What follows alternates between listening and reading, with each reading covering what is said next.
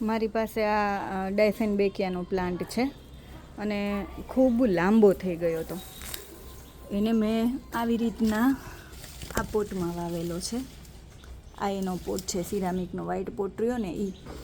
અને ધીમે ધીમે એ પ્લાન્ટ નમતો ગયો અને એના ટેકા માટે મેં અહીંયા માટી ભરેલું સાદું કુંડું મૂકેલું.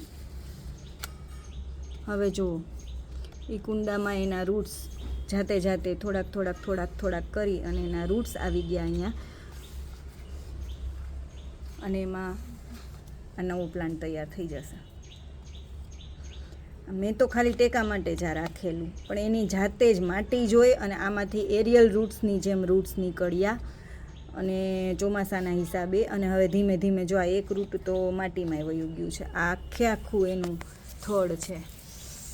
આ એકદમ વળાંક લઈ ગયું, કેમ કે વજન બહુ જ થઈ ગયો હતો ને મેં કાપ્યું નહોતું. હવે આને અહીંયાથી કટ કરીને નવા પ્લાન્ટ બનાવી નાખીશ.